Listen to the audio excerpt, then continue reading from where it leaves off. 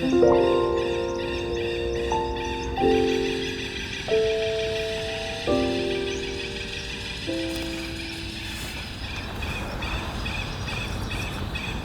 tal amigos? ¿Cómo están? Estamos desde el Jardín Botánico de Valdivia y el día de hoy les quiero contar algo que quizás muchos no saben. El año 2019 escribí y publiqué un libro de la editorial Weathers, se llama Mi vida como dibujante y he pasado suficientemente tiempo para poder leérselos el día de hoy desde este hermoso paraje. Espero que lo disfruten. Fabricio Copano, Mi vida como dibujante. Editorial Weathers, para Cristina y Nino. En todos los colegios de Chile hay algún niño sentado en un rincón, dibujando. Finge que escucha al profesor y dibuja, o no finge, simplemente dibuja. Y de tanto intentarlo, prospera. Dibuja cada vez menos mal. En todos los colegios de Chile, y quizás del mundo, hay un niño ligeramente distraído, deslizando el lápiz sobre el cuaderno, medio en la luna. Yo era ese niño, y después no sé bien qué pasó. Me inventé una personalidad y terminé de humorista. Era siempre muy chico, muy precoz, pero mientras era un comediante muy joven, me convertí en un dibujante muy viejo, porque ahora soy muy viejo para dibujar, para volver a dibujar, para intentarlo. Quizás no me atrevo a dibujar, y por eso escribí este libro. No lo tengo claro. Lo único que sé es que escribo esto para que nunca se me olvide mi vida como dibujante, a pesar que hasta el momento nunca la he vivido. 20 de agosto de 2019. Capítulo 1. Río Manso. Hacía frío esa mañana, como siempre en las madrugadas de Macul, esa comuna sin personalidad ni historia que conecta la periferia con la periferia. La gente ya repletaba los paraderos para ir a trabajar muy lejos de sus casas. Se siente tan raro despertar de noche, tan antinatural, pensaba yo mientras cruzaba la niebla con mis pantalones grises, con parches de un gris levemente más oscuro. Un beso a la mamá antes de salir a caminar por esos pedazos de tierra con un poco de pasto, a veces cruzados por un cable eléctrico recubierto con un tubo naranja, para decorar. Todos caminando lento y mirando al suelo, mientras cuelgan en los bazares los carteles celestes de helados Sauris, fuera de temporada. Los celulares eran grandes, feos y no tenían internet, así que no existía la excusa de mirar una pantalla para sentirse menos penca. Todos iban a sus colegios, pero el nuestro no parecía un colegio. A simple vista era una iglesia y nada más. Era lindo el detalle de la cruz doblada en la punta de la capilla, debido a un antiguo terremoto. Humanizaba un recinto que suponía ser la casa del Señor. El cura rector decía que la única forma de arreglarla era con un helicóptero, pero no había plata para arrendar un helicóptero, así que quedó ahí, chueca, para siempre. El primer punto de reunión era un kiosco verde, famoso por vender bolsas plásticas con Coca-Cola, congelada por solo 100 pesos. Abre paréntesis, con el poco comercial nombre de cubos, y unos chocolates con 0% de cacao. Algunos valientes fumaban, sabiendo que por ahí pasarían todos los docentes, párrocos y apoderados de la comunidad escolar. Yo compraba el diario y me lo ponía bajo el brazo. En mi imaginación me veía como un pequeño ejecutivo, listo para una reunión de negocios en Ciudad Empresarial. En realidad, era lo más parecido a un niño italiano abandonado en un barco en medio de la Segunda Guerra Mundial.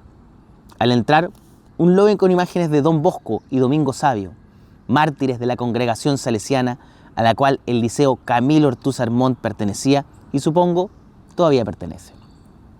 También un mueble con trofeos deportivos, ninguno de los últimos 10 años.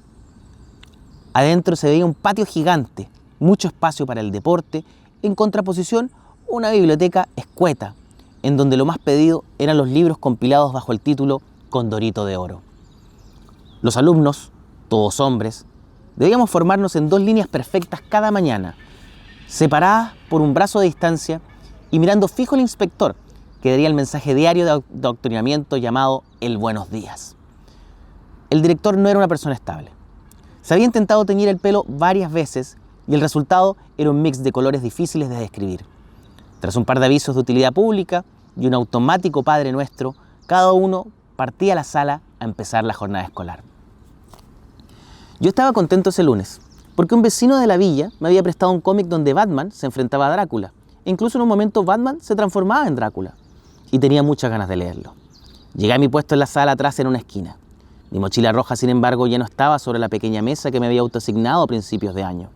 Un grupo de alumnos, a los que consideraba mis mejores amigos del curso, habían decidido a mis espaldas no hablarme más. Sin ningún motivo aparente, salvo seguir los caprichos de Franco Zúñiga, el carismático líder del grupo. Franco, ahora me doy cuenta que tiene hasta el nombre de una mala persona, quería sentarse con el Zurita, su nuevo mejor amigo, querido y admirado por emborracharse a sus escasos 13 años. Con la recién estrenada Lemon Stone, me sacaron del grupo. Me echaron. Me dejaron relegado lejos de la banda, al otro extremo del salón. Recuerdo haber peleado un par de minutos por mi puesto, hasta que llegó el profesor y nos obligó a tomar nuestros lugares. Solo, al otro lado de la sala que contenía el séptimo básico C, vi mis lágrimas caer sobre las imágenes de Batman sacando colmillos de vampiro. Me sentí mal. Sentí lo que era no pertenecer, no tener amigos, no ser parte de nada, ser solo. No me podía quedar ahí. Cuando llegó el recreo, me fui directo donde la orientadora, a quien le decíamos la Tortuga, por su postura física y fría personalidad. Su trabajo era ayudar a los niños con problemas personales, enfocando gran parte de su trabajo en los alumnos cuyos padres estaban separados o propensos a la separación, es decir, 80% de la población estudiantil. Inmediatamente me preguntó si mis padres seguían viviendo juntos. No respondí. Le dije que quería irme, que no podía estar en el mismo lugar donde había sido rechazado, que mi mamá me viniera a buscar ahora, que la llamaran, que viniera, por favor, ahora. Mi madre llegó de emergencia en el Lada Samara, que milagrosamente aún funcionaba, y me llevó a la casa. No entendió por qué yo estaba así de triste. Al llegar a la casa, no hablamos mucho del tema. Fingí sentirme enfermo y lo hice tan bien que a ratos efectivamente me enfermé. Vomité con un capítulo de Los Venegas de fondo. Me dolió el rechazo de un grupo de amigos, o ex amigos. Desde ese día, supe que tener amigos sería el mayor problema de mi vida. Mi padre era de la idea de arrendar la casa en Macul para siempre. Mi mamá no. Compraron entonces una vivienda en esas villas temáticas de la Florida. A diferencia de Macul, la Florida tiene toda la personalidad del mundo. Una comuna símbolo de la clase media embaucada por el sueño de la educación como espacio de vehículo social que permutó sus espacios públicos por 2 malls a muy corta distancia uno del otro y se transformó en el ícono del progreso de tener el metro por arriba. Yo vivía frente al líder más grande de Chile, que alguna vez fue noticia porque don Francisco, disfrazado de civil, lo visitó en su inauguración y se dio cuenta que los chilenos estábamos muy consumistas. Recuerdo ver 2 señoras pelear por unos neumáticos en el pasillo 7. Minutos más tarde fueron consultadas por este altercado y ambas comentaron que no tenían auto. Mario estaba muy desilusionado durante el reportaje, pero era difícil verlo tras su disfraz de gente común, con una boina que me recordaba a mi abuelo y unos pantalones grises que me recordaban a mí mismo. Mi villa, la Villa El Alba, consistente en una selección de ríos del sur conectados por avenidas que tenían nombres de lagos. Estaba Río Frío, Río Manso y Río Simpson, conectados por Lago Yelcho, por ejemplo. Al medio había una multicancha que nunca ocupé, y a ambos costados unos potreros que nunca crucé. Se terminó el pavimento después que me fui. Nosotros no vivíamos en la Florida. En rigor estábamos ubicados en Puente Alto. Siempre me dio risa ese microarrivismo, pero la verdad es que vivíamos literalmente en el límite entre ambas comunas. Así que todo lo que hacíamos sucedía, técnicamente, en la Florida. Igual a veces en discusiones con gente de familias de apellidos vinosos, juego la carta de mi clase social y digo que era de Puente Alto, solo para ganar el punto. Puente Alto es jugar a ganador, especialmente ante mi desesperada falta de argumentos. Cuando llegamos a vivir al barrio, no estaba terminado. Había maestros de la construcción trabajando aún. Los vecinos, como toda clase media baja, desconfían de ellos y creían que los robos que habían sucedido en las últimas semanas estaban ligados a su presencia. La lógica era, como habían construido las casas, sabían cómo entrar. Eso tendría sentido si estas fortalezas, no espacios hechos con volcanita y rejas del tamaño de un arbusto, no solo los maestros sabían cómo entrar. Cualquier persona con un carnet de identidad y la fuerza de un perro ni tan grande podía abrir la puerta de una casa de esta inmobiliaria con cagua. Además, las ventanas eran sumamente delgadas, sonaban como terremoto a la menor ráfaga de viento y el invierno quedaba estilando con el frío. Un vecino, muy religioso, que a raíz de mi nombre intentaba hablarme en italiano cada vez que me veía, regaló a todos unos silbatos por si veíamos algo sospechoso. Esto sucedía a comienzos de los 90, cuando Joaquín Lavín era alcalde de Las Condes y cualquier idea ingeniosa y poco elaborada cobraba adeptos instantáneamente. Todos teníamos nuestros silbatos, pero nadie los ocupaba. Las hijas del promotor de los silbatos eran mis únicas amigas en el barrio. Sí, durante al menos 2 años de mi adolescencia, un grupo de amigos del barrio fue solo un grupo de mujeres, todas de la misma familia, las hermanas Videla. Eran 4, pero durante los meses que las conocí nació una quinta. Me gustaba jugar con las hermanas Videla. Me sentía cómodo y querido. No había competencia, no tenía que demostrar nada. En los juegos no había ni ganadores ni perdedores. Ya no recuerdo por qué dejé de hablarles. Cuando pienso ahora en Bernardo, no me puedo imaginar su cara. Creo que nunca lo vi de cerca. Su vivienda no tenía pasto. Una vez vi pasar frente a mi casa un auto sin chofer. Cuando me acerqué, vi que era el papá de Bernardo, quien manejaba casi acostado el asiento y a alta velocidad por el estrecho pasaje. Tampoco puedo imaginarme cómo era su padre. Por alguna razón lo relaciono físicamente a Eduardo Bombalé, pero debo estar equivocado. Alguna vez con mi amigo Rodrigo fuimos a buscarlo para andar en bicicleta, y el padre abrió la puerta semidesnudo, susurrando «No está», por no más de 3 segundos. Todos decían que Bernardo era tonto, que solo tenía amigos por el PlayStation 2, pero ahora lo imagino como un niño abandonado y me da algo de pena. Espero que esté bien, le pido perdón.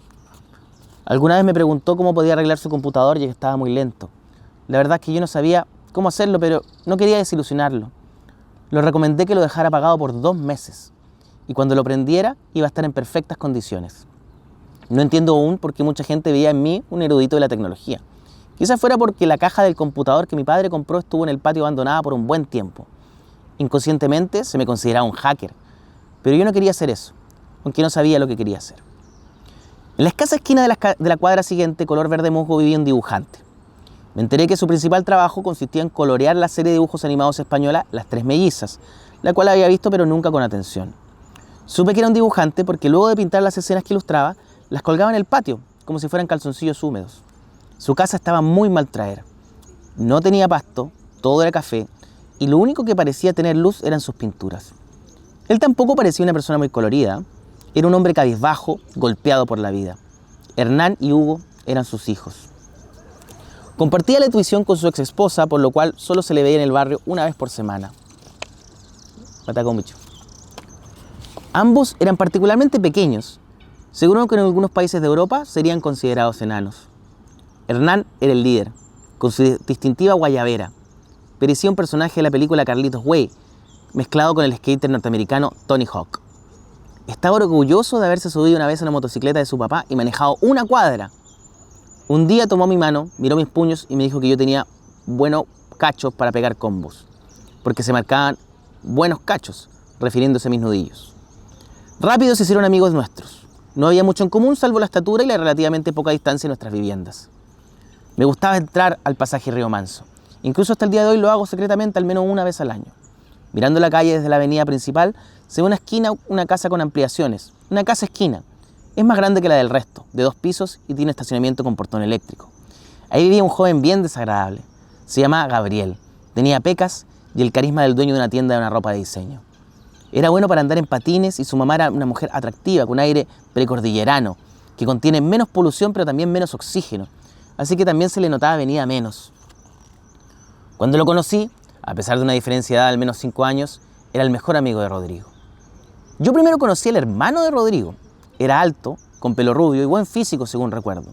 Con ese ímpetu de barrio, actitud desafiante y al mismo tiempo humilde y caballeroso con los más viejos. Según le escuché decir, su hijo era inteligente y se estaba perdiendo el juntarse con los de la villa del frente. Primero, nunca vi que existiera una villa del frente. Siempre consideré que era una continuación de nuestra propia villa, principalmente porque tenía el mismo nombre. Segundo, una vez compró una pistola fogueo, cuyas instrucciones venían solo en chino. Me preguntó qué decía en la caja, ya que según él yo sabía inglés. Creo que se explica mi punto. No era un genio, pero tampoco una mala persona. A Rodrigo, un año mayor que yo, lo recuerdo como mi único amigo del barrio, quizás el más importante de mi infancia. No teníamos tantas cosas en común, salvo el entusiasmo. Él quería armar y desarmar cosas, pequeños objetos, lavadoras, autos, legos, lo que fuera. Yo solo lo apoyaba, intentando aparentar interés e incluso algún nivel de conocimiento. Una vez, con un portón y una bicicleta, armamos un go-kart y lo tiramos desde la montaña, autopropinándonos heridas leves. Rodrigo también pensaba que yo sabía mucho de computadores. Cuando por primera vez compró una torre CPU me llamó para que la aprendiera primero porque temía que si lo hiciera él se incendiaría de forma instantánea. A diferencia de su hermano, no era nada tonto. Rodrigo era emprendedor y aprendía rápido. Una vez por agosto compró un papel y palillos de bambú y se puso a hacer volantines para vender en septiembre en la puerta de mi casa. También mezclaba vidrio molido con alcohol para hacer hilo curado en el living de la suya. Era muy talentoso elevando volantines y cortando los demás, a largos tramos de distancia. Yo era muy malo en ambas disciplinas. Esa fue la primera vez que mi falta de talento me liberó de cometer un crimen, pero no la última. Hernán quemó una casa abandonada. Estaba al final de la villa, cerca del potrero. La casa llevaba abandonada varios años y el mito decía que unos mendigos vivían adentro. Muchos creen que esos mendigos murieron ahí. Yo no lo sé, pero creo que no. Creo que estaba vacía. Sé que Rodrigo y Hernán planearon quemar la casa y que lo hicieron un sábado en la noche, aburridos. Sé que Rodrigo se puso a robar chapas de autos después de eso y empezó a coleccionarlas en las paredes de su pieza. En uno de esos robos lo atraparon los dueños del auto y le pegaron hasta romperle un brazo. Sé que luego se retiró para ser mecánico y abrir su propia empresa, Arredondo Performance. Junto con su hermano, tuneaban autos y llegaban a tener una colección de 4 vehículos estacionados en su patio, pequeños city car con turbo y alas. Sé que ahora vive en Australia, tiene novia y postea memes contra la crisis en Venezuela y a favor de Sebastián Piñera. Sé que es una buena persona que está orgulloso de mí. Me escribió un mensaje para decírmelo, pero no le contesté. Hace tiempo que había dejado de hablarles. Franco Zúñiga me hizo desconfiar de las amistades y antes que ellos decidieran echarme, me encerré en mi pieza. Y tal como un desafortunado vecino me puse a dibujar, sin parar. Tenía 12 o 13 años, creo. Mientras mi madre se preocupaba por mí, por mi falta de amigos, me transformé en dibujante.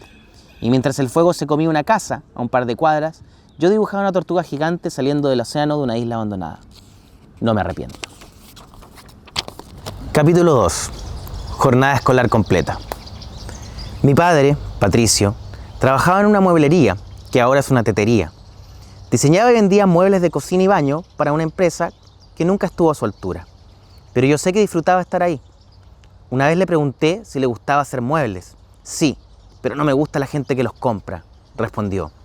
Me lo imaginaba feliz, creando muebles para nadie, que se apilaban en docenas solo para su entretención. Igualmente veía con orgullo cuando salía el logo de Muebles Müller al final de cada episodio de Buenos Días a Todos. Era como para estar orgulloso, pienso todavía. Mi padre estaba casi siempre en la sucursal de la calle Santa María, en Providencia, que quedaba muy lejos de nuestra casa. Esto incluyendo una media jornada los sábados en la mañana, días en que me dejaba acompañarlo para pasear por el sector. Aún recuerdo temprano un sábado en la mañana cruzar atrás de un par de restaurantes y ver cómo se abría ante mí una pileta rodeada de tiendas de cómics, figuras de acción y kioscos de llaves al minuto. Todos con precios inflados, vendían ediciones maltratadas de historietas traducidas en Argentina como si fueran de colección. En donde Batman literalmente decía, «Che, guasón, pará». Me es fácil visualizar esas cuadras, desde Avenida Suecia, pasando por el Paseo Las Palmas, hasta la reinventada galería Portal Lion. Mi cabeza latía al entrar a esas pequeñas tiendas de historietas atendidas por vendedores petulantes, con olor a encierro y parcas de plástico color verde musgo. Sentí un nivel de emoción genuino, esa alegría de estar ante algo que importa, aunque no sea importante. Esa nostalgia del presente que siempre intento encontrar, aunque hace muchos años ya no sé dónde. Lo único seguro es que no está ni en estas historias traducidas al argentino, ni mucho menos en esa comuna en la que crecí. ¿Por qué todos tus dibujos están tensos?, me preguntaba Francisca, 2 puestos más allá. Tenía razón. Todas mis ilustraciones venían con una mueca de espanto en sus caras, dientes apretados, ojos casi totalmente salidos de sus cuencas, sudor, lágrimas y líneas de expresión que hacían parecer que el personaje estaba sufriendo un accidente cardiovascular de pura rabia. No había explicación. Era lo que me salía al dibujar en los márgenes de mi cuaderno durante esas interminables horas de educación media, encerrado en un colegio laico y mixto pintado casi en su totalidad de color verde palta, exceptuando los falsos ladrillos princesa que decoraban el hall principal. Ella, con su chaleco verde y sus lentes, me hablaba con cierta coquetería que poco tiempo más tarde se transformaría en un problema. La clase era un electivo de economía, un relleno dentro de la reforma de la jornada escolar completa inventada por Eduardo Frei Ruiz-Tagle, oficiado por un profesor comunista y masón, de una inteligencia solo superada por su simpatía. Benedicto Catalán. Moriría años más tarde con una barba blanca y mucho cariño en el Facebook del colegio. Pero en ese momento nunca le presté atención. Mis fuerzas se concentraban en hablarle a Francisca. Eran mis únicas horas del día en contacto con ella. Debía ocupar toda mi energía mental debido a las tremendas dificultades de comunicación heredadas de una infancia vivida en un colegio de hombres. En esa institución se atrofió mi capacidad de tener cualquier intercambio no incómodo con una mujer que no fuera mi mamá. También la situación se dificultaba porque ella estaba en otro curso, el segundo medio A. con las mejores notas del colegio, muy lejos de mi salón, con peores notas. Pero creo que el problema era más allá de los temas logísticos. Era principalmente que llevaba 2 años pololeando con David. Jovito estaba muy enojado, pero ese seudónimo era difícil de tomarlo en serio. Su jefe, un engreído director de publicidad, había tomado uno de sus libros favoritos y lo había roto en su cara para humillarlo. No era la primera vez ni la última que ese jefe lo desmoralizaría solo por diversión. Pocos años más tarde ocuparía su nombre en una película cuyo personaje es un esbirro que muere atravesado por una lanza en el ano en los primeros 15 minutos. Por suerte para todos, el filme fue un fracaso. Hacía frío y conversábamos de dibujantes famosos, mientras caminábamos por los hermosos barrios de Providencia. Muy tarde de noche, ninguno de los dos éramos de ahí. Él venía de Temuco, con una demanda judicial contra su padre y un cortometraje bajo el brazo. El corto se llamaba El Jovito, razón de aquel pegajoso seudónimo que él comprensiblemente aborrecía, pero que al menos no era el nombre que le había otorgado su familia. Yo vivía a 15 estaciones de metro, una micro y un colectivo de distancia, y se estaba haciendo tarde, muy tarde. Nuestra diferencia de edad era de 6 años, pero para mí parecía de 30, principalmente por su cara y vestimenta, la de un joven viejo, cansado y despierto, consumiendo un cóctel diario de marihuana y Coca-Cola Light en un departamento chico, sin gastos comunes ni luz natural. Actualizaba su cuenta de Hotmail cada 2 minutos, esperando ofertas de trabajo que de todos modos estaba destinado a perder debido a la depresión que años más tarde me atreví a diagnosticarle. Nuestra amistad era inusual.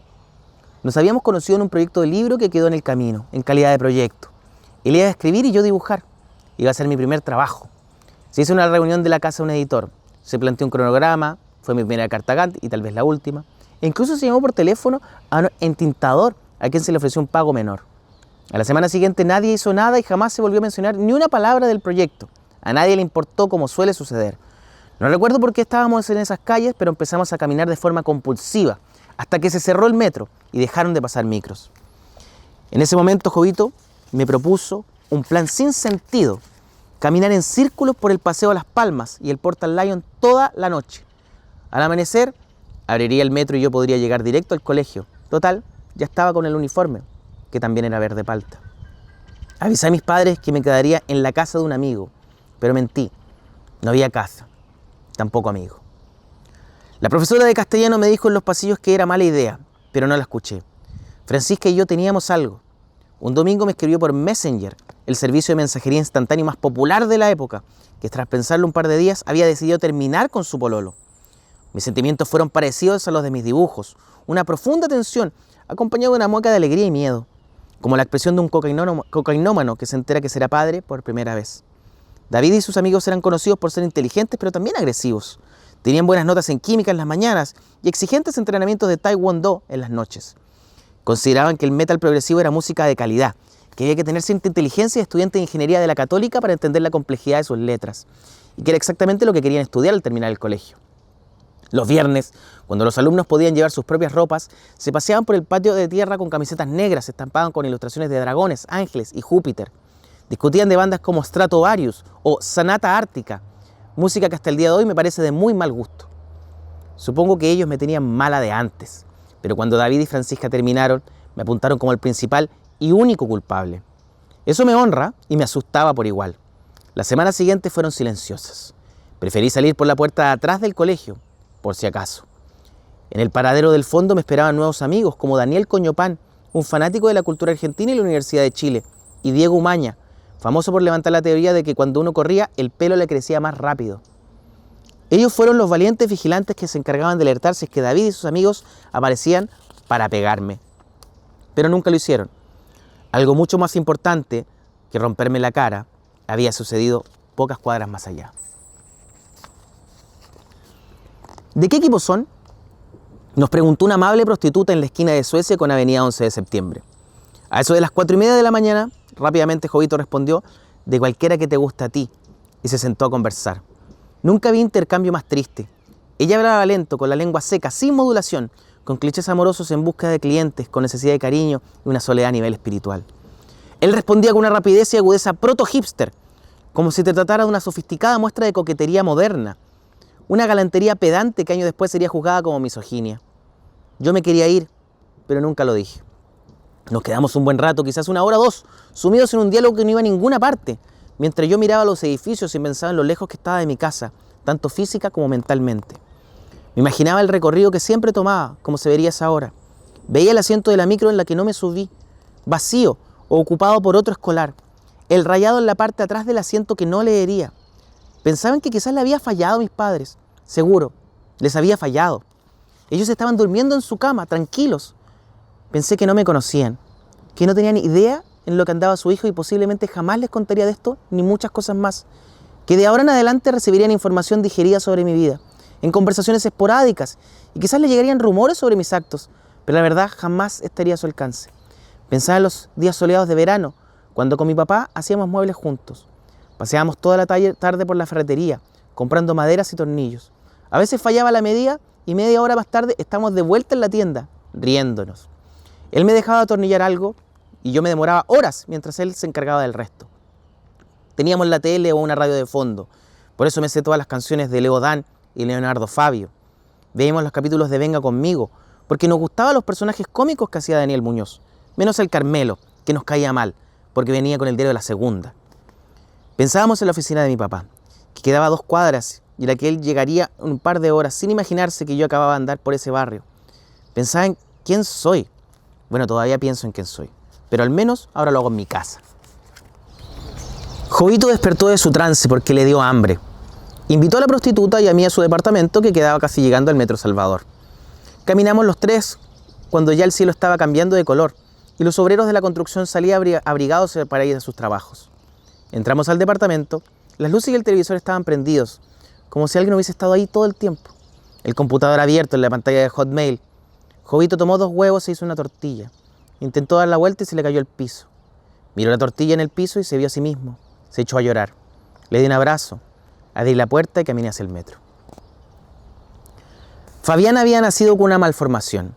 Su corazón era más grande que su tórax. Los médicos le recomendaron hacer ningún tipo de deporte, pero él amaba el básquetbol y el taekwondo con pasión. Con su mejor amigo David habían salido como todas las tardes a practicar en la Araucana, en la avenida Walker Martínez. Un centro recreativo al que nunca entré, pero según me han dicho está muy bien equipado. Hay una piscina y se puede hacer picnics. Esa tarde, mientras yo esperaba en un paradero que viniera él, acompañado de su amigo, a pegarme, el corazón de Fabián dejó de funcionar. Falleció casi instantáneamente, sin dolor. La noticia impactó a toda la comunidad escolar, dentro y fuera de la escuela. Los funerales duraron de un par de días. Se suspendieron las clases y se pusieron 2 buses de acercamiento a disposición de los alumnos para asistir al responso. Benedicto Catalán se me acercó esa tarde a preguntarme si iba a subir al bus. No sabía qué decir. Era muy raro estar ahí, despidiendo a alguien que supongo tenía planes de patearme en el suelo para defender la honra de su amigo David. ¿O no? No sabía cómo sentirme ni mucho menos tenía palabras para explicarlo. Así que puse esa mueca, esa mezcla de tensión, ansiedad y pena que tienen mis dibujos. Sí, como la expresión de un cocainómano que se entera que será padre por primera vez. Capítulo 3. Celso Honor. 1. Esta era mi idea. Ernesto Díaz, de 35 años, es un párroco de Puente Alto que, siguiendo las enseñanzas del Padre Hurtado, decide abandonarlo todo para evangelizar a los adolescentes en riesgo social de su comuna. Una noche Milton, 15 años, su mano derecha y acólito preferido, irrumpe en la pequeña capilla para robarse un cáliz plástico, cotizado en el mercado en 5.000 pesos, pero no se da cuenta de que el párroco lo observa escondido tras una estatua de arcilla. Ernesto intercepta a Milton. Ambos ruedan por los suelos. Comienza un forcejeo en el que, desilusionado el padre, termina herido violentamente con un arma cortopunzante y pierde ambos brazos. Sí, a los 13 años yo suponía que uno podía cortar ambos brazos de una persona con un cuchillo. Hoy tengo entendido que esto sería más bien difícil. Tras una ardua y dolorosa recuperación, el hombre de fe vuelve a su capilla, que justo por un horroroso incendio habría sido reducida a cenizas, igual que el amor del párroco Díaz por la figura de Jesucristo. Una noche de lluvia, reclamando a Dios por tanto dolor, decide tomar la justicia por sus propias manos, aunque al no tener manos, inventa un tipo de lucha con las piernas, una suerte de capoeira. Deja atrás su sotana y se viste con una capa y una máscara. Es así como muere el padre Ernesto Díaz y nace el vigilante conocido como Celso Honor. Quiero ser honesto, el traje de Celso Honor era una copia descarada del de Batman, una capa oscura que se movía en la oscuridad con vida propia, y su máscara era una calavera con agujeros de un arquero de hockey, sí, como Jason de Viernes 13. Incluso tenía la idea que Milton el monaguillo traidor, se redimiera en algún momento para transformarse en una suerte de Robin. Lo único original del personaje era lo rápido que se movía entre las sombras, de manera casi líquida, y que hablaba en párrafos de la Biblia que se sabía de memoria. Creo que no hay nada más terrorífico que la forma que se escucha la voz de una persona hablando en latín al interior de una iglesia. Ese eco solamente puede significar algo malo. Ese rebote de sonido era lo que intimidaría a los enemigos de Celso Nor, ese miedo frío del piso de la catedral. 2. Nuestro colegio era un pequeño país.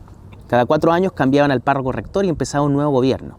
Cada nuevo rector venía con sus propias reformas e inimitable personalidad, con la natural cosecha de adherentes y detractores entre los apoderados. Tras el olvidado régimen del cargo del poroto, un cura solamente recordado por su parecido físico a un frijol, llegó el turno de Alfonso K. Horn, un hombre alto, de descendencia alemana, anciano y carismático, fanático de la naturaleza y enemigo del desorden, es decir, todo lo contrario a alguien que le dicen poroto. Alfonso Horn venía con una agenda clara y estaba dispuesto a implementar reformas estructurales en nuestro pequeño colegio en Macul. Uno de sus proyectos era la construcción de un nuevo patio para los alumnos de básica, el que humildemente denominó la Nación de los Niños. También estaba la idea de que cada adolescente obligatoriamente plantara un árbol. Nunca van a olvidar que plantaron un árbol, decía el hombre, supongo, mientras plantábamos un árbol. El proyecto insignia de la administración de Horn fue el anuario del Camilo Artús-Sermont, seguramente sacado de la fantasía de un colegio de mayor roceso social. El párroco obligó a los padres y apoderados a aportar una suma no menor de dinero para imprimir cientos de copias de un pequeño librillo con hojas de plástico donde quedaría inmortalizada cada generación. Sonaba sensato crear un pequeño souvenir para jamás olvidar el aburrimiento supremo que significaba pasar tu infancia en un recinto particular subvencionado, pero nadie sospechaba la verdadera motivación de Horn en este emprendimiento era muy distinta. Tras meses de espera, salió de la imprenta Salesianos S.A., de propiedad de la congregación, una suerte de homenaje en vida a la existencia del mismo padre Alfonso y editada por el mismo padre Alfonso. Incluía una detallada autobiografía con fotos de su juventud e infancia, una bitácora de sus viajes al extranjero, sus sueños de futuro, algunos consejos para la buena Eucaristía y un póster doble del cuerpo completo a los 22 y luego a los 45. Aunque parezca increíble, esto del póster es lo único que he inventado. El rector dedicó meses a escribir en este supuesto anuario un gran panfleto propagandístico de su gobierno, como sacado de un libro de Eugenio Tironi. Para mí y mi hermano Nicolás, esto ponía en duda la legitimidad republicana de la Nación de los Niños, pero al resto no le llamó particularmente la atención. Estaban conformes con este anuario, ya que estas 10 páginas de autofelación venían con las fotos de toda la generación, con sus seudónimos y frases típicas censuradas por más de un comité. Para mí, en cambio, lo mejor eran esas primeras páginas.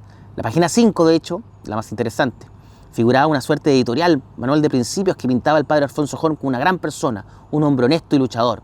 Curiosamente, el texto no estaba firmado por él, ni menos con su nombre. En la esquina inferior aparecía inscrito un seudónimo que nunca nadie había escuchado antes: Celso Nor. Colecciones de la historieta de Celso Nor. 1999, 21 al 33. Celso Nor, saga, no tengan miedo. Buen estado, edición original en traducción mexicana. Descripción. ¿Contra quién batallará esta vez las piernas del padre Ernesto? El más grande villano es el mismísimo Dios, invencible, invisible y omnipresente. La única forma de vencerlo es postular su inexistencia, un lujo que Celso no se puede dar. ¿O sí? 1988, primera séptima edición limitada. Celso Nor, séptimo día. Empastado, buen estado. Segunda edición en traducción mexicana. Descripción. El padre Ernesto escribe una encíclica en la que cuestiona a Dios por haber decidido descansar el séptimo día. Le parece de una gran mediocridad. El hecho de que más encima se hubiera jactado de mirar el mundo y decir está bien, le parece un creador amateur y poco serio. La tierra misma, plantas y animales empiezan a atacar al enmascarado que queda sin escapatoria. ¿Podrá escapar? 2001. Primera edición. Dimensiones alternativas. Celso Nor presenta Shalom. Empastado, buen estado. Primera edición en traducción argentina. En esta dimensión alternativa, el rabino Mariano Abramovich es quien fue atacado en una sinagoga en Neuquén, Argentina. Tras enterarse de su propio ayudante, el quinceañero Benito Bontafoglio, quien lo traicionó, decide dedicarse a combatir el crimen bajo el nombre de Shalom. Sin Dios y sin ley, protegerá a la ciudad solo con la ayuda de sus piernas. ¿Lo podés creer? 3. Había que confesarse una vez más, obligatoriamente. 3 curas se ponían en diferentes rincones de la capilla y teníamos que hacer fila para conversar con ellos. El orden era completamente aleatorio. Nunca sabías qué cura te podía tocar. Quizás caías en el padre Emilio, más expedito, sencillo en su lenguaje, con la actitud de alguien que quiere salir rápido de un trámite. El hombre claramente sabía que todo este ritual era inútil. O quizás él era el inútil. También te podía tocar Giuseppe, un cura italiano que se manejaba poco con el español, pero que aún así se las ingeniaba para castigar pequeños crímenes con altas penitencias. A un compañero le dio 100 padres nuestros por estornudar en misa. La tercera opción era, por supuesto, el señor Horn, que era famoso por no escuchar a los alumnos. Se ponía básicamente a hablar de sus vivencias de adolescente sin importar que el confesado había cometido un crimen de lesa humanidad. Para mí la opción de Horn era la mejor, principalmente porque no tenía grandes pecados en mi bolsillo. Claro, me había masturbado de manera compulsiva el último año, pero incluso entonces tenía claro que era algo que no quería compartir con un adulto mayor sin título médico. Aún así, no me gustaba la idea de llegar hasta el confesionario sin una historia. Me sabía bueno para mentir, e incluso sostener y perfeccionar una falsedad durante el relato largo, con datos alternados difíciles de comprobar y un rictus convincente. Tenía buena memoria para los detalles, fundamental herramienta para un buen mentiroso, cosa que perdí con el tiempo. En una ocasión había confesado que ya no iba a la iglesia los domingos porque mi madre estaba muy enferma, entonces prefería pasar el fin de semana con ella que con Dios. El cura me entendió, me pidió que intentara ir seguido a la Eucaristía y me dio una penitencia muy menor. Obviamente mi madre estaba en perfecto estado y llevarnos a misa le daba mucha pereza. Yo estaba dispuesto ahora a repetir la hazaña. Esperé un buen momento, avanzó la fila, llegó mi turno. Me tocó el premiado. Alfonso Horn sería mi confesor. Casi al final de la fría casa del Señor me esperaba sentado en una de las butacas como un creyente más. Partió de inmediato pidiéndome disculpas. Por supuesto, como una excusa para hablar de él. Temprano en la mañana le había tocado un incidente incómodo que lo tenía de mal humor. Mientras retaba a un alumno, Andrés Delgado, por pisar el hermoso pasto de la cancha de fútbol que él había cuidado tanto para que estuviera impecable, pasto que estaba ahí para ser pisado, en una cancha de fútbol, en un parque nacional, una de sus piezas dentales cedió. Al pobre cura se le cayó un diente frente a este pillo, causándole una humillación enorme que quiso compartir conmigo. Me dio la sensación que yo le caía bien, o al menos le pareció un niño lo suficientemente empático para no reírme de la situación y salir rápidamente a compartirla con todo el alumnado. Me explicó lo duro que es envejecer, cómo vas perdiendo fuerza y vas sintiendo que las cosas avanzan a una velocidad distinta. Me contó, tal como a cierta edad, todos tus amigos se empiezan a casar o tener hijos, también hay una edad donde todos se empiezan a morir. Y ahí es donde sabes que quizás de pronto te toca a ti. Mientras decía eso, imaginé que como él no se había casado y no tenía hijos, supongo, tampoco se iba a morir, que iba a vivir para siempre pero con un diente menos. Tras una corta confesión, en la que dije no saber bien el Padre Nuestro, mi penitencia fue acordada en 10 Padres Nuestros, lo cual por supuesto me sabía y recité minutos después en mi mente y a alta velocidad mientras orinaba en el baño del templo. 4. Colecciones de la historieta de Celso Nor. 1999, 34 a 44. Celso Nor saga, mirarlo a él. Estado regular. Edición original en traducción mexicana. Descripción. Celso Nor es una inspiración para millones, ganándose la popularidad incluso el sumo pontífice, el malvado papa y dictador de la Ciudad Vaticano, Víctor X. Desde la cúpula de la iglesia organizan las cruzadas del nuevo milenio, reclutando a 15 asesinos más peligrosos del mundo para deshacerse de nuestro héroe.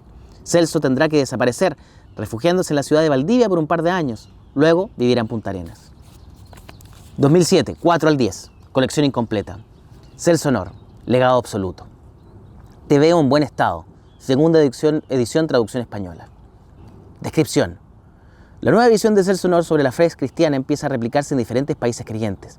En México, el sacerdote Mario Solar sale con una máscara de lucha libre y una metralleta para asesinar a un grupo de violadores, ganando el respeto de todo el pueblo. La gente empezó a llamarlo Mario Auxiliador. En España, un grupo de monjas aburridas de los abusos del alcalde de Jerez de la Frontera decidió dinamitar la alcaldía. Actualmente se encuentran en la clandestinidad, pero prometieron bombardear de forma sorpresiva cualquier ente corrupto en su país. Se hacen llamar las hermanas Bomba, y los ejemplos no dejan de aparecer. Doctor Éxodo en Sudáfrica, Capitán Yahvé en Estados Unidos y el Inmaculado en Perú forman parte de lo que se llamará la Liga del Dios Verdadero. 2015. 11. El Celso Nor en Silence Pact.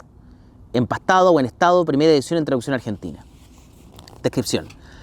Celso Nor ya es un anciano y se ha retirado de las calles. Tras años de pelear se reencuentra con Milton, su acólito, quien actualmente es un exitoso pastor de la iglesia evangélica. Han decidido dar una tregua en sus batallas e intentarán volver a ser amigos, pero los pecados del pasado vuelven a aparecer. Variadas acusaciones de abuso sexual de Milton contra menores de edad salen a la luz pública en distintas ciudades del país. Milton le pide a Celso que lo defienda, pero Celso sabe que estos abusos fueron ciertos. ¿Vos crees que lo hará?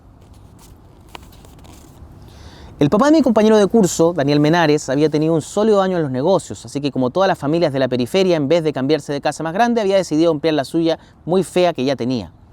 Construyeron un segundo piso que era más grande que el primero y lo pintaron de un color azul eléctrico.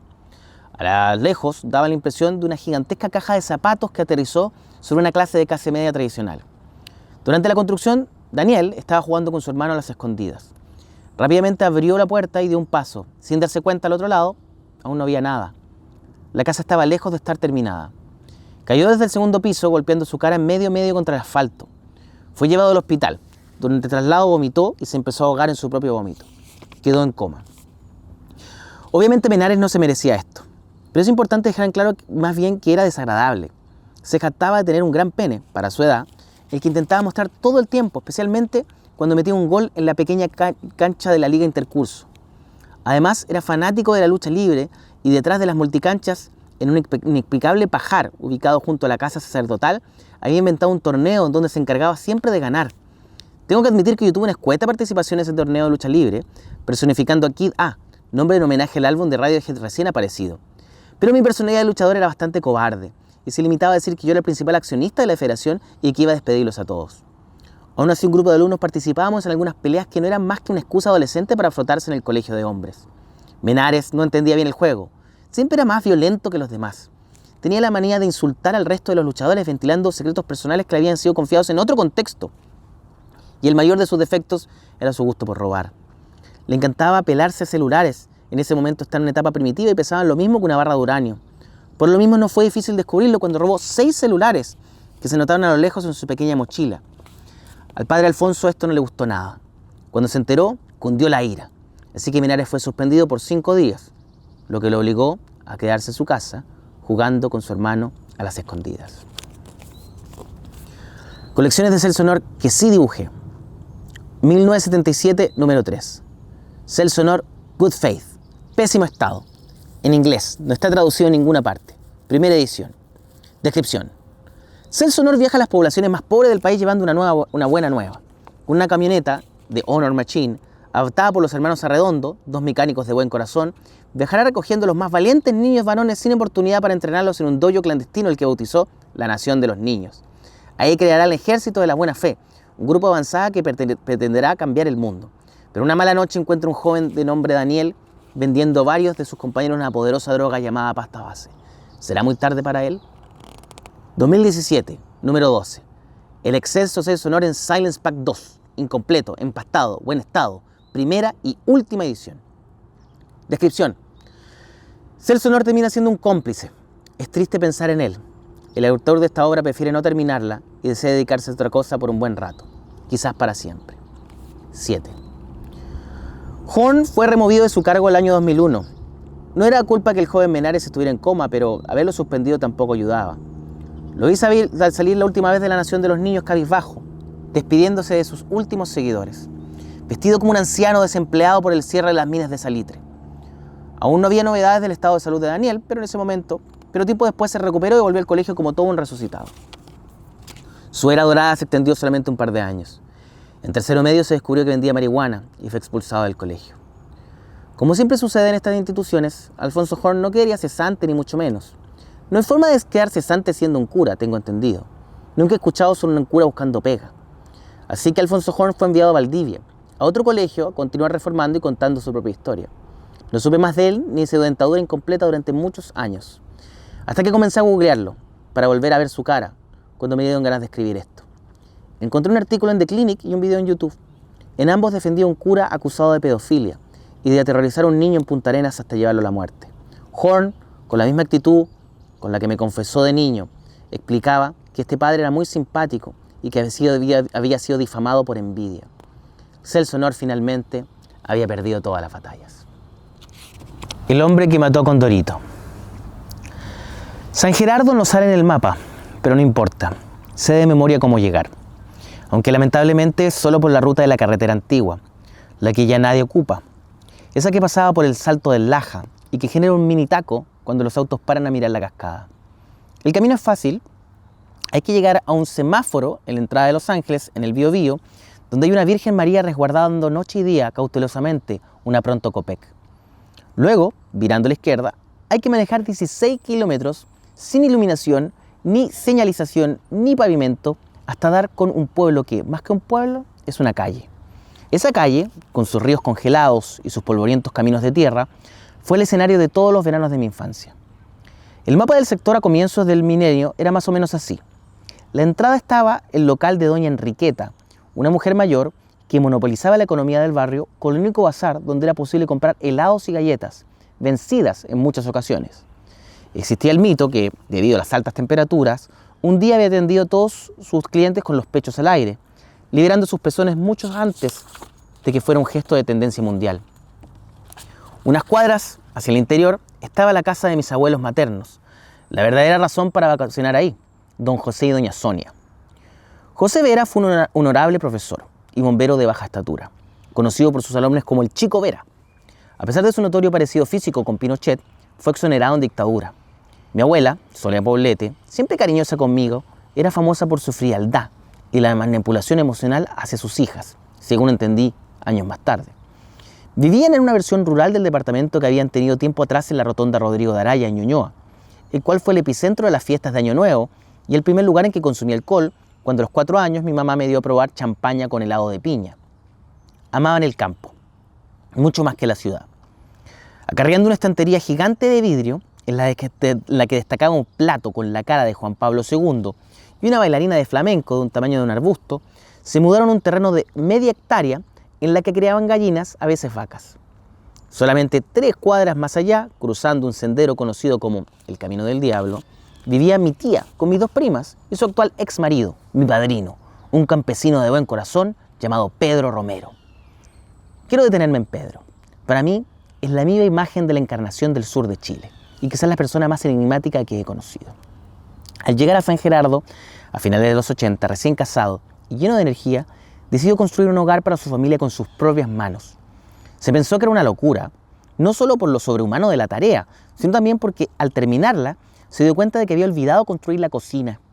Hasta el día de hoy la casa tiene la cocina anexada aparte, hecha de otro material, con una entrada que evidentemente fue pensada como salida.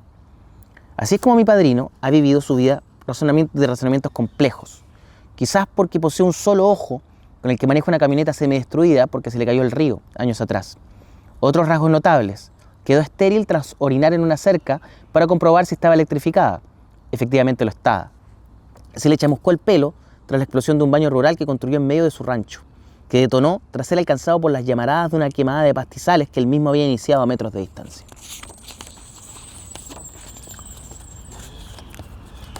Pedro vive como fuera del tiempo, en una localidad que nunca termina de pavimentarse, como símbolo de esa promesa de progreso que ya no llegó.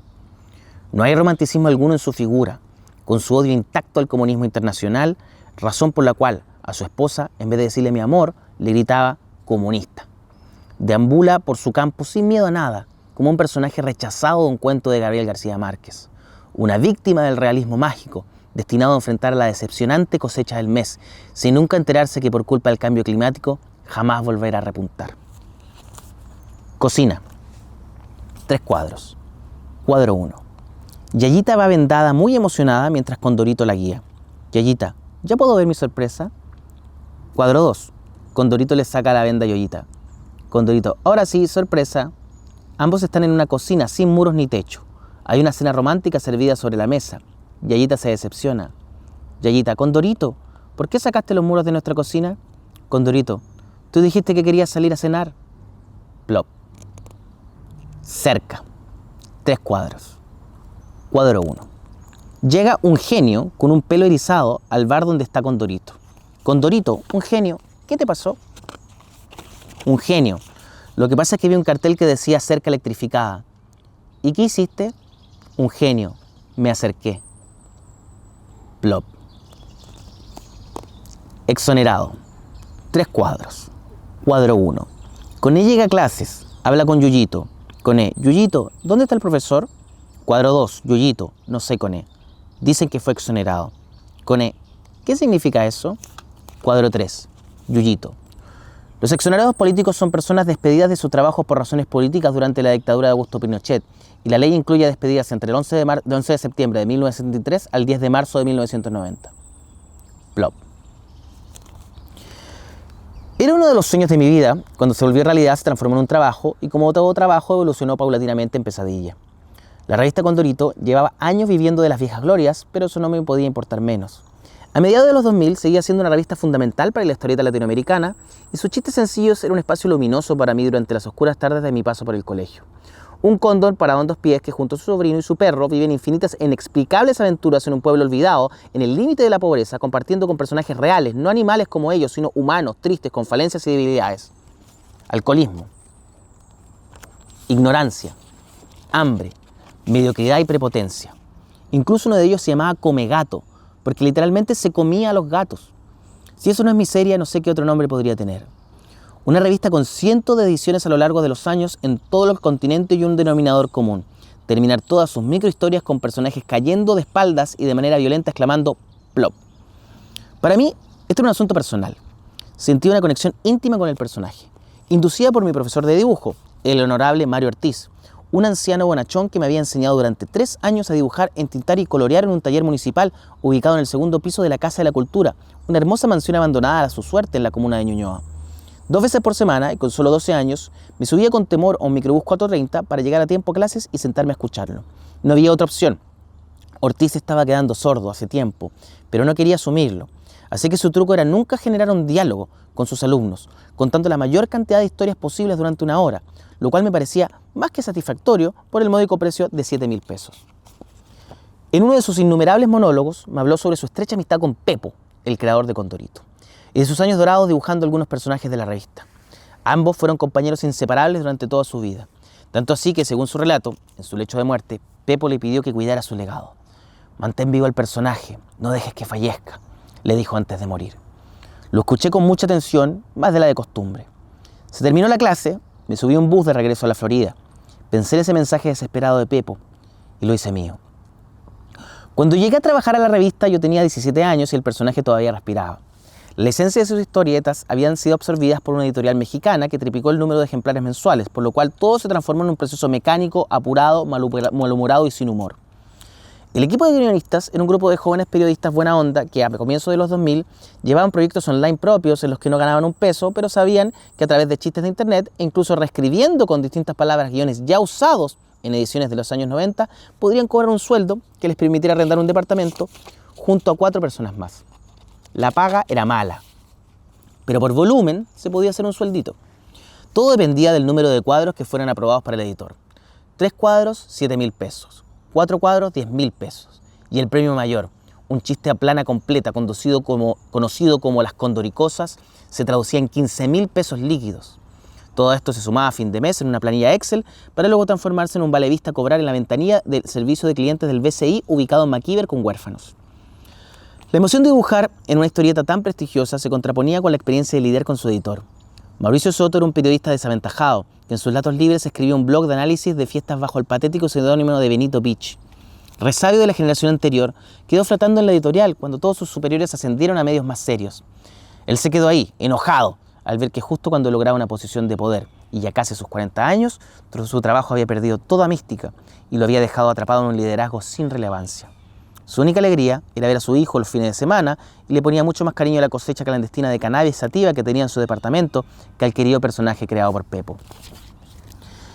Mi relación con Mauricio Soto pasó de súper buena a súper mala en apenas 3 meses.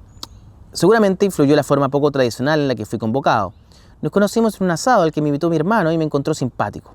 Nunca vio mis dibujos, nunca le importó verlos, nunca me pidió una muestra y me contrató de inmediato.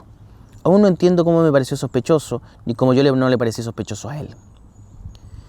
Mi abuelo despertó esa mañana, pero no se levantó. «Te amo, mi china», le dijo mi abuela desde la cama que ya no existe. Hacía unos meses que no podía levantarse y en su velador destacaba un altar de la Virgen.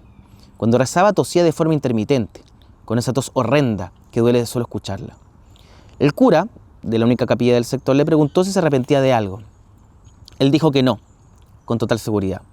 Y le creo. Absolutamente. Le dio la extrema unción esa misma tarde. Sus pulmones se estaban enquistando hace un par de años ya, asfixiándolo lentamente para generar una larga espera durante la cual todos nos fuimos despidiendo de él sin nunca decirle adiós completamente.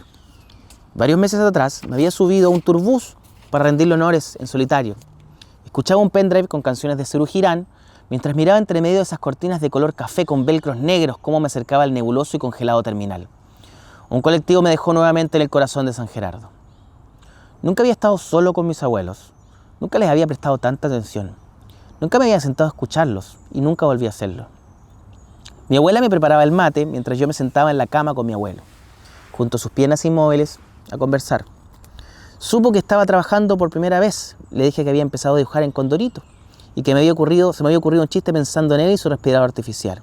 Le dio mucha risa, tosió con una mezcla de dolor y orgullo al mismo tiempo. Empezaron las noticias del canal regional. En informaciones de aluviones y robos menores, apareció un nuevo antecedente del caso del Banco Rix, una institución financiera norteamericana donde la familia Pinochet había escondido sus riquezas. Ese reportaje volvió a encender la conversación, pero esta vez con un tono más nostálgico. Me habló de sus días de exonerado político y recordaba los años de la Unidad Popular. Me contó sobre su trabajo como profesor, sus alumnos, algunos de ellos pandilleros peligrosos, pero que al verlos se transformaban en niños miedosos. Me dijo que ellos le decían Pinochet chico, por el temor que le infundía, y por su parecido físico al dictador, aunque en miniatura. No era solamente una coincidencia, me dijo. Hay un parentesco lejano. Nacimos en la misma zona del sur, en un pueblo de poca gente, así que cuidado, que es pariente tuyo, dijo con una sonrisa. Apagó la tele, se dio vuelta y se puso a dormir. Salí de su pieza, con mucha curiosidad, me fui al living de la casa y me senté con mi abuela en una mesa circular repleta de migas de pan y rastros de un dulce de membrillo que ya no existía.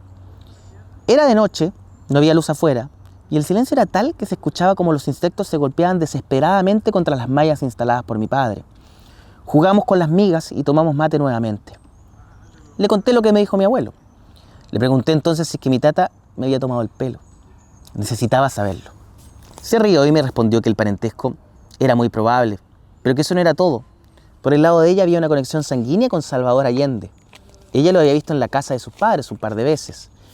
Era un tío lejano, pero era un tío. Había una conexión genética, aunque fuera mínima. Seguimos conversando de otras cosas, que no recuerdo, y luego me fui a mi cama. No dormí bien esa noche. No sé si fue la historia o el mate caliente haciendo burbujas en mi estómago, pero fui incapaz de cerrar los ojos. Me desperté temprano con el fuerte dolor de cabeza. Me despedí con cariño y tomé un colectivo hacia Los Ángeles. Mientras pensaba que quizá mi problema para ser amigos era culpa de mi genética. La culpa era un poco de Allende y también un poco de Pinochet. O quizás nada que ver. Quizá era todo mentira y mis tatas me estaban jugando una compleja pero genial broma. Pero se imaginé riéndose de mí mientras tomaban desayuno. No era mucho su estilo, pero quién sabe. Al final, con la muerte como excusa, me di cuenta de lo interesante que era hablar con ellos. Hablar de verdad, no solo responderles. Hubiese sido genial haberlo hecho más seguido. En una de esas teníamos algo en común. ¿Seguimos? ¿Sí? Le tomamos la fruta. Mi primer día de trabajo fue particularmente agradable. Llegué temprano, con ganas, con una polera de Wizard, que causó una muy buena impresión. Caminé con Mauricio Soto por las gigantescas instalaciones de la editorial de los dueños mexicanos. Nos reímos al ver el busto deforme de Condorito regalado por carabineros que decoraba el patio central. Su cara parecía haber sufrido una embolia. Abajo había una placa con todos los dibujantes que habían pasado por la publicación. Luego repasó con tono de sorna las estrictas leyes del personaje que habían quedado desde la administración anterior. Nos reímos casi como amigos. Lo que más recuerdo son los siguientes puntos. A.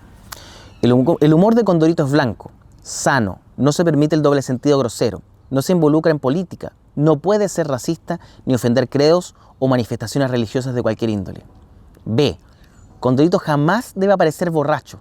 Esos chistes los debe interpretar Garganta de Lata. Condorito no fuma ni es ladrón, solo pillo. Yayita es fiel hasta la muerte a Condorito. Jamás debe engañarlo. Solo puede aparecer en actos de coquetería femenina. D. Coné deberá ser un niño ingenuo, travieso, habilidoso, pero nunca malo. E. Jamás los argumentos y o guiones deberán referirse directo o indirectamente a droga o fármacos prohibidos. F. Un genio, un personaje reconocido y que interpreta el papel de tonto, no deberá aparecer en situaciones como juez, abogado, etc.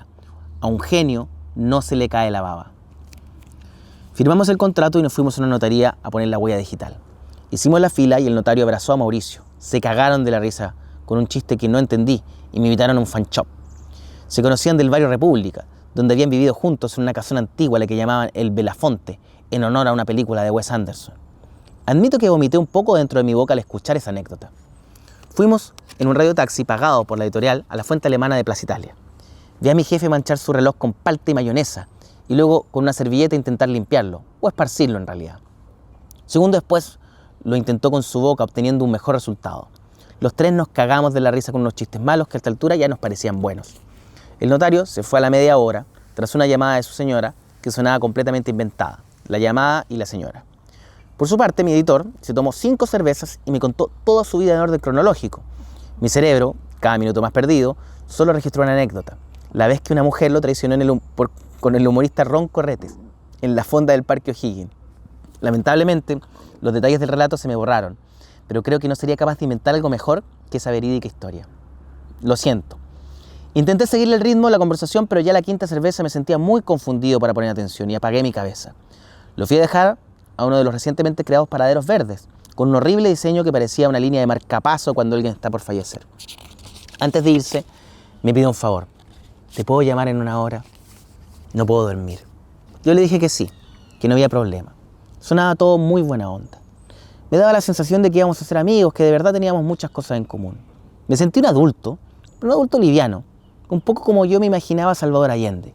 Enseguida agregó, ¿podemos hablar a las 3 de la mañana? No alcancé a responder y se fue a un radiotaxi pagado por la editorial. A la mañana siguiente vi sus llamadas perdidas a las 3 de la mañana que no respondí y que fingí que nunca había recibido, en una actitud mucho más similar a la de Augusto Pinochet. Oxígeno. 3 cuadros. Cuadro 1. Coné está en su computador jugando videojuegos en internet. Condorito entra indignado. Condorito. Coné, no has hecho tus tareas. Pasas todo el día conectado. Cuadro 2. Coné. ¿Cómo el abuelo puede y yo no? Condorito. ¿Qué tiene que ver el abuelo? Cuadro 3. Coné. Se pasa todo el día conectado al respirador artificial. Plop. Lentes. Cuadro 1. Condoricosas. Cuadro 1. Chayita, como profesora de historia en un colegio, tiene en pizarrón las fotos de Allende y Pinochet. Coné, profesora, ¿cómo con esos tremendos lentes Allende no vio lo que le venía a venir? Plop. Larga distancia. 4 cuadros.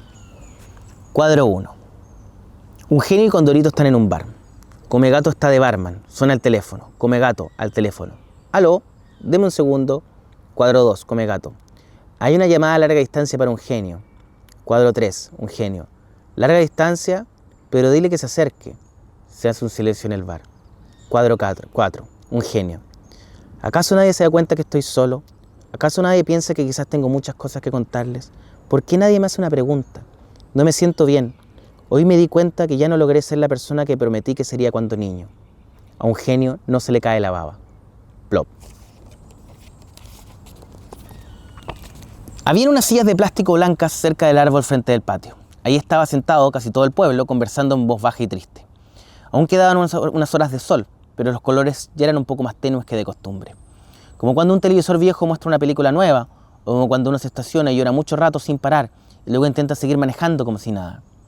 Abriendo el portón naranja y recibiendo todo el que llegara, estaba visiblemente acongojado Pedro Romero, compartiendo sentimientos de tristeza con su pueblo, quizás por primera vez. Yo estaba abrazado a mi papá, unos pasos más atrás, mientras mi hermano mayor consolaba a mi madre. Mis tías cruzaron el patio al frente, saludando a todos los que estaban sentados en sillas blancas. Yo no conocía a nadie. Cuando empezamos a manejar desde Santiago, sabíamos que quedaban pocas horas, pero no pensábamos que iba a morirse antes que llegáramos. Nadie nos avisó. Tampoco nadie nos explicó el ritual que con eso conllevaba, al menos no a mí y a mi hermano. Cruzamos la puerta antimosquitos y caminamos hasta la habitación lentamente. Pasamos por el living. Miré el plato con la cara de Juan Pablo II y creo que el sumo pontífice me miró de vuelta. Abrimos la puerta y mi abuelo estaba ahí, al medio de su cama, dormido, profundamente, con esa extraña tranquilidad que debe tener fallecer habiendo sido buena persona. Yo no había tos, yo no había noticias regionales que discutir. Era la primera vez que veía un cuerpo sin vida y no me parecía raro, tampoco incómodo. Se sentía todo extrañamente normal, o quizás así es como lo quiero recordar. Mi tía Silvana sollozaba y le hacía cariño en el pelo, mientras mi abuela, sin una lágrima en su rostro, se encontraba al otro lado, junto a la Virgen, saludando con cortesía a todo el que llegara a despedirse. Con mi hermano nos pusimos a llorar frente a su cama, mientras mi mamá fue a darle un beso en la frente. Mi papá nos abrazó fuerte y nos quedamos un buen rato ahí, uno en cada brazo. De frente a la cama, la imagen se veía como un cuadro, como una escena de un cuento que alguien quería escribir pero no tuvo tiempo. Entendí muchas cosas con solo mirar. Pensé que por un segundo el realismo mágico en las novelas de García Márquez, en mi tío Pedro, arando la tierra entre lágrimas, y me dio vergüenza estar pensando en tonteras. Estas 5 mujeres que son mi tía y mi madre, despidiendo a su padre con la forma tranquila y serena casi rutinaria. Esa forma de ver la muerte que parece ser un secreto que solo la gente del sur entiende. Se escuchaba afuera a alguien hablando por teléfono con el Hogar de Cristo. Venía una carroza fúnebre, en camino desde Concepción. Llegaría en unas pocas horas. Nos sentamos alrededor de mi abuelo y lo acompañamos a esperar. Salí temprano del colegio. Total, ya estaba en cuarto medio, así que a nadie le importaba nada. Tomé una micro a la oficina. Me senté en mi puesto que quedaba al lado de la ventana. Revisé la planilla de Excel que me enviaron el correo. Nada. Ninguno de mis guiones había sido aprobado este mes. 0 pesos en mi valevista del BCI. Se deben haber equivocado, como tanto pensé. Mis libretos no eran los mejores, pero había mandado 30. ¿Cómo no le iba a gustar ninguno? Tampoco es que la vara fuera muy alta, ¿eh? Algo olía pésimo. Tarde y sin bañarse llegó el editor a eso de las 11:35. Lo seguí por el pasillo, toqué su puerta que ya estaba abierta. Me saludó con esa actitud que deja claro todo lo que va a suceder en el resto de la conversación. Te pusiste fome. Fue la frase con la que Mauricio abrió los fuegos. Se me cruzó pensar que esta era una venganza por no haberle contestado el teléfono a las 3 de la mañana. Pero eso había pasado hace un par de meses y nunca lo conversamos. Incluso con él y otro dibujante fuimos 2 veces más a la fuente alemana en los taxis de la empresa. Quizás tenía razón. No estaban buenos. Mauricio había decidido sobreescribir en mis guiones, arreglarlos, editarlos para darle gracia que según él no tenían. Fingí ser amable y le pedí si podía leer los cambios y así aprender de él. Mauricio podía hacer lo que quisiera, a fin de cuentas era el editor de la revista. Pero eso no dejaba de molestarme. Al revés, me molestaba más. Te los mando al mail, dijo sin hacer contacto visual. Volví a mi puesto. Leí con atención cada una de las palabras que yo mismo había escrito. Los cambios eran mínimos, menos que cosméticos, y ni siquiera estaban relacionados con la acción que detonaba a los personajes. A exclamar ¡plop! Cambió la palabra clínica por hospital, y en vez de coné puso yuyito. Había ultrajado mis guiones, sin ninguna necesidad ni explicación racional. Quizás quería justificar su sueldo, simplemente despertó con ganas de humillarme, y lo había logrado. Con la cabeza gacha volví a mi mesa de dibujo a ilustrar sus guiones. Se acercó a mí, a las 12:40, a pedirme cambiar algunos cuadros. Mucha macaca, dijo apuntando algunas líneas temblorosas. Despertó la risa de algunos colegas. Me sentí peor de lo que el comentario merecía, no lo pude controlar. Fui al baño e imaginé que cuando volviera mi puesto estaría al lado de la ventana. Mi puesto al lado de la ventana ya no estaría. Que tal como sucedió en el colegio, sacarían mis cosas, las pondrían lejos. Me dio una terrible paranoia mezclada con odio puro. Odio al mediocre de mi jefe, a su boca lamiendo el reloj chorreado con palta. Me reí fuerte interiormente al pensar que su cara iluminada por la pantalla de su celular llamándome tarde en la noche ese primer día de trabajo. Pobre y triste hueón. No podía entender cómo esta persona había llegado a ser el hombre que mató a Condorito. No podía dejar que este crimen sucediera frente a mí.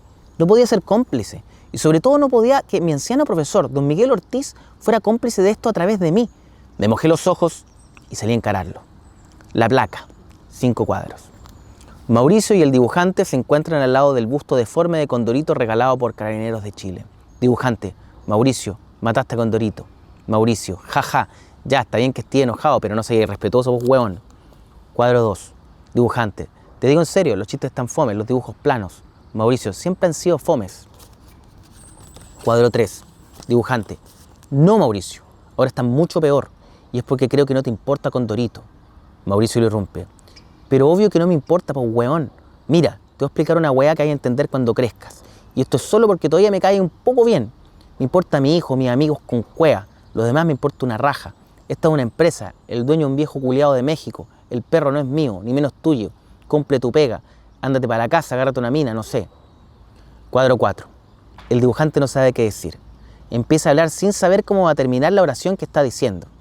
Dibujante: mira, yo creo, Miguel Ortiz fue un dibujante histórico de acá. Y fue mi profe de dibujo. Él me enseñó que Pepo. Mauricio se caga de la risa. Luego, silencio incómodo. Mauricio: Ortiz es un viejo chanta que anda mintiendo hace años. Pregúntale a cualquiera de los dibujantes viejos. Se enojan cuando dicen su nombre porque ese viejo culiao ha hecho plata diciendo que trabajó acá y nunca trabajó acá. El dibujante se queda paralizado. Dibujante: pero era un amigo de Pepo. Mauricio: ¿Nunca lo conoció? ¿No me creí? Mira, busca los nombres en la placa de los que dibujaron acá. Cuadro 5. El dibujante mira la placa. Su profesor no aparece. El dibujante se devuelve a su puesto. Plop. Último capítulo. Hay neblina dentro de la casa. Hay neblina dentro de la casa. Estoy en calzoncillos, parado en medio del living de mis padres, metido en una nube. Las fotos de las paredes que muestran un viaje a Mendoza y a mi hermano y a mí saltando de la mano del desierto de Atacama se ven borrosas y antiguas, como un hogar abandonado tras un terremoto. Es mi culpa. Accidentalmente dejé la puerta abierta toda la noche y el frío del invierno de Santiago decidió visitarnos. Estoy sentado en el living, con la puerta semiabierta, solo para darme una lección. No puedo dormir. Respiro hondo en esta habitación blanca y me acuerdo de cuando metía la cabeza en los congeladores de los supermercados para sentir el hielo en los pulmones hasta no poder respirar. No quiero cerrar la puerta todavía. Todo empezó en marzo. Me levanté temprano, pero igual iba tarde. Alcancé a tomar un Nescafé con sacarina y me fui caminando hasta el metro. Mi mamá, en pijama, me dijo, páselo bien. Crucé junto a varios floridanos toda la ciudad hasta llegar a Escuela Militar. Ahí me bajé, tomé un bus de acercamiento rojo con una foto gigante de un alumno que no se parecía a nadie de los que estaban adentro. Entramos ahí los becados a la carrera de diseño gráfico de la Universidad del Pacífico, una institución para hijos de millonarios que decidió premiarnos por nuestro esfuerzo. Y luego, 10 años más tarde, quebró y dejó a cientos de alumnos literalmente en la nada. El año anterior me habían llamado y me ofrecieron una beca por mi puntaje PSU. No quería estudiar, pero mi papá me dijo, ser dibujante en Chile es difícil. Seguro que tus compañeros van a tener recursos, pero no ideas. Aprovéchate de eso. Ese era mi plan por los próximos 10 años, aprovecharme de eso. Pero para llegar a esa meta, primero tenía que cruzar por el desierto del clasismo de inicios de este siglo. Recuerdo unos pocos alumnos. Había una compañera que era modelo, tenía unos ojos verdes gigantes que parecían caleidoscopios y se sentaban al lado mío. Nunca me miró. Solo hice contacto visual con ella cuando la veía en las revistas. Había un gordo rubio que coleccionaba autos escarabajos antiguos, pertenecía al Club Escarabajos Chile.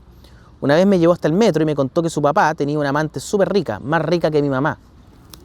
A su lado se sentaba un desagradable rapero blanco de baja estatura y pelo chuzo, que tenía en la boca un chupete. Sí, un chupete de bebé. Elemento que me imagino intentó poner de moda, pero que hasta el momento no se ha transformado en tendencia. Aún así, olvidé su nombre, pero no su chupete. Por eso ahora cuando me refiero a él le digo chupete. De alguna forma fue su legado. Me da vergüenza hoy pensar que a todos mis compañeros los detesté en distintos niveles, en distintos momentos, de distintas formas. Por el contrario, ellos siempre fueron muy amables conmigo. Al cabo de un par de semanas me acerqué y construí pequeñas amistades sobre la base de conversaciones irrelevantes pero entretenidas. A veces dudo si esas conversaciones realmente existieron. Con Francisca seguíamos juntos, pero todo nos separaba. Ella entró a Ciencias Políticas en la Chile, aunque quería Derecho en la Católica.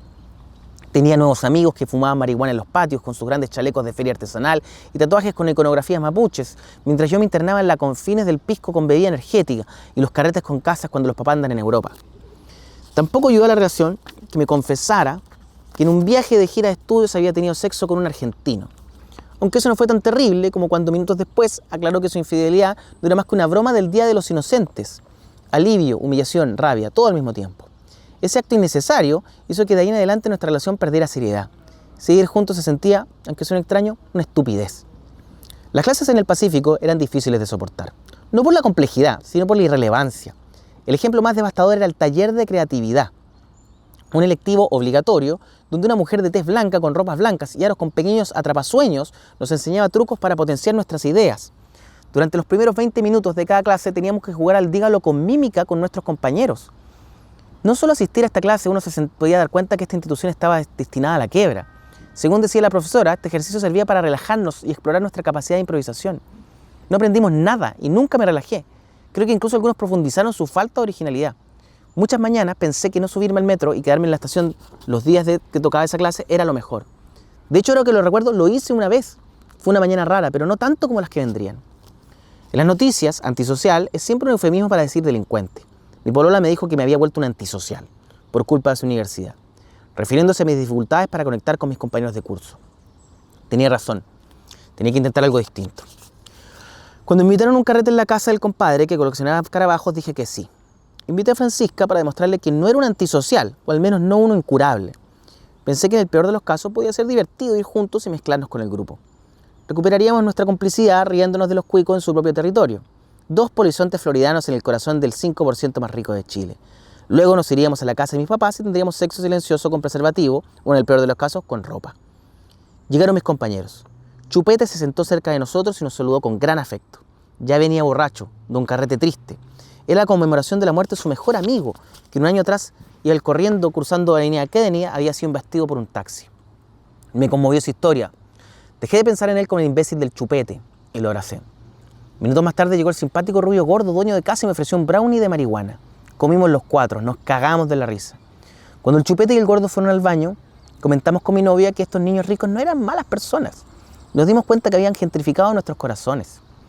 Estábamos frente a la piscina y el quincho conversando. No recuerdo qué comenzó la pelea. Ambos muy borrachos subimos el tono de un momento a otro. Algo dije y ella simplemente no me soportó. La música electrónica escondía nuestros gritos. Pensamos a discutir y a llorar casi instantáneamente. Los dos sabíamos. Seguíamos conversando y íbamos a terminar. Ese destino era inevitable. Todos los trenes terminaban en esa estación. Lo sorprendente era más bien el lugar donde estaba por suceder. En Vitacura, al lado opuesto de la ciudad que nosotros conocíamos. Muy lejos de la sala de clases donde coqueteábamos en vez de prestar atención al profe Benedicto. Todos nos miraban, pero ¿qué importaba? A eso de las 3 de la mañana ella corrió y se encerró en el baño, a lavarse la cara. Con mi vaso de vodka en la mano la seguí. Bloqueamos la puerta para seguir peleando, hasta terminar de matar esa relación a palos. Alguien nos interrumpió. Tocaron la puerta. Apareció una voz femenina desde afuera. ¿Cuánto rato más van a estar ahí? Silencio. Déjanos tranquilo, porfa, dije con voz quebrada. Ok, pero más o menos. ¿Cuánto rato más van a necesitar el baño? Ándate, porfa. Silencio otra vez. 10 minutos más tarde aparece otra voz ronca, la reconozco. El joven del Chupete. Toca la puerta con fuerza. ¿Están bien? Sí, weón. Esta casa tiene como 40 baños. Anda otro. ¿Qué weá? Tampoco te pongáis así, no es tu casa. Nuevamente la voz femenina. No seáis maleducado, porfa. Váyanse, huevones, respondió Francisca. Apareció otra voz, la del dueño de casa. El gordo de los escarabajos, el de buen corazón. Sorry, ¿pueden bajar el volumen? Mi hermano chico está durmiendo arriba. ¿Para qué hacía una fiesta entonces? Le respondí súper enojado. Se generó otro silencio. Y empezó una conversación entre ellos, susurrada. Ellos creían que no, pero nosotros escuchábamos todo desde el interior del baño. La cagó lo mal educado. Qué pena, de verdad, qué pena. Sí, se pasaron. Al final, por mucho que no sea buena onda, pasa esto. ¿Qué pasa? ¿Qué paja? Rotos culiados. Cuando escuchamos a alguien dijo rotos culiados, mi cerebro sintonizó con la misma frecuencia que la de Francisca. Nos miramos con toda la complicidad que habíamos perdido. Toda la rabia, las peleas, los llantos acumulados, las bromas del Día de los Inocentes, los amigos que se fueron, los capítulos del programa infantil, cachureos desde Disney, los tenedores de plástico en el patio de comidas del Plaza Vespucio, los viajes en micro llena, el bus de acercamiento a la nueva estación Metro Trinidad, llamadas por teléfono al colectivo y el Alba, las tarjetas de prepago, los libros rotos en la biblioteca del colegio, los pasajes con reja y las rejas dentro de los pasajes con reja se transformaron en pura energía. Abrimos la puerta y les pegamos entre los dos. Nunca habíamos estado en una pelea, pero sabíamos cómo pegar. Los golpeamos como animales salvajes, sin pensar en lo que hacíamos. Les tiramos el pelo, los arañamos, tiramos sus celulares contra las paredes. Agarré el chupete de mi compañero, se lo saqué de la boca sin importar sus dientes y lo tiré directo al water, como lo había soñado. Nos transformamos finalmente en antisociales, pero esos de las noticias. Éramos cómplices, fue todo romántico, nos volvimos a unir. Corrimos aliviados por varias cuadras hasta encontrar un taxi cerca de la estación de servicio. Nos vinimos a la casa de mis papás. Nos acostamos entre la euforia, la pena, la rabia y el frío y dejé la puerta abierta. No pude dormir. Me levanté. Estoy en la neblina del living, mirando las fotos borrosas y el ensayo en mi mente, la conversación que tendré con ella en la mañana, cuando con tranquilidad del éxito podamos despedirnos. Fin. Gracias. Gracias amigos por acompañarnos en este video. Muchas gracias a todos los que compraron este libro en su momento y a los que ojalá lo hayan disfrutado. Espero en algún momento, y ojalá pronto, contarles de una nueva publicación que quiero sacar. Eso, suscríbanse a este canal si les gusta, recuerden poner un comentario, un like, siempre es bonito leerlos. Y nos vemos, cuídense.